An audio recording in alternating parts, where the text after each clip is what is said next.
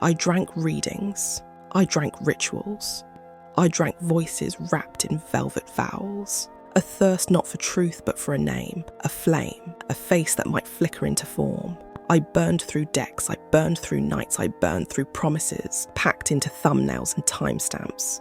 Each one a soft seduction, each one a flare that fizzled as fast as it came. I chased heat, I chased hope, I chased shadows in candlelight corridors, where cards curled like smoke and whispers wove webs that caught my craving. He's near, he's coming, he's close, he's real. I let those lines settle under my skin like lullabies laced with liquor. And I was drunk, drunk on futures, drunk on fragments, drunk on strangers strung across a screen. Hungover on hope called maybe, drowning in desire without direction. I had tarot tabs like bar tabs, lined up, lit up, looping lies with gentle voices, each one a different flavour of forgetfulness, each one a stranger's hands on the pulse of a heart I hadn't learned to hear for myself. I knew their names like vices, readers turned dealers, pushing love like prophecy. He's yours, he's near, he's waiting. And I'd press play like striking a match inside my ribs, but it was never love I was lighting.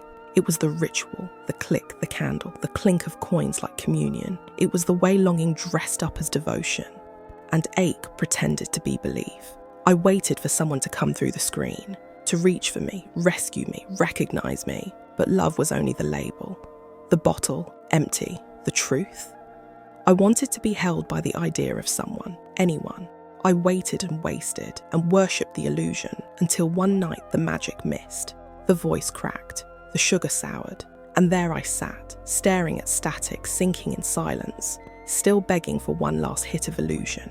So I picked up the cards, not to run, not to reach, but to reckon, not asking when, but asking why.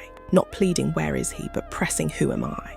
And the answers, they didn't soothe, they split, they sobered. They sang of truths I'd shelved like shame, said I was searching for someone to shoulder what I would not name, said I was screaming into a screen because I couldn't sit in the sound of my own self. They didn't show a face, they showed a mirror, didn't name a soulmate, named a self, shaky, unfinished, real.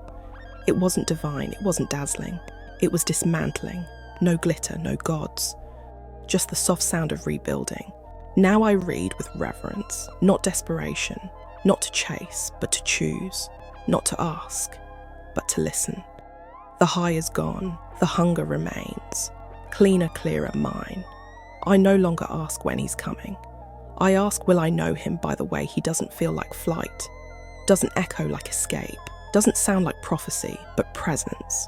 But for now, there's no altar, no bottle, no voice sweeter than silence, just sober hands, and a life that's mine. Behind the lines. This poem was born from a place where longing turned ritual and yearning became routine. I wrote it as a way of facing a chapter I once called comfort, but in truth was obsession. There was a time I turned to online tarot readings, not just with curiosity, but with hunger. A hunger for certainty, for reassurance, for someone to tell me that love was on its way. But I wasn't really seeking love. I was chasing a fix, the soft glow of a screen, the familiar cadence of promises, the flick of a card. It all became a performance I was complicit in, a way to momentarily quiet the ache. Each reading felt like another drink. Warm at first, then dull, then empty. I didn't want truth. I wanted a version of it that wouldn't ask me to change. This poem is my reckoning with that cycle, with the ache for answers, the endless refresh of tarot videos, the click-cling clutch of hope dressed up as faith.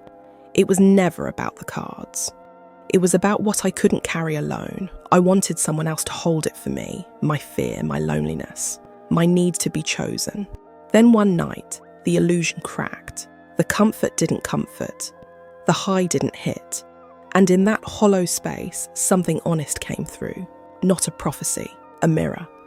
I picked up the cards for myself, but this time not to escape. This time I asked different questions, harder ones.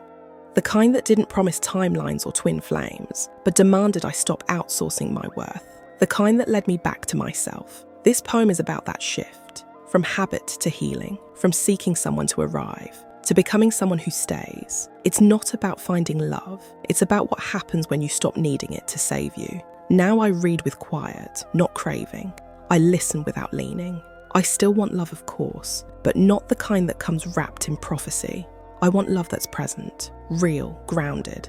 And until then, I choose this. No altar, no bottle, no sign.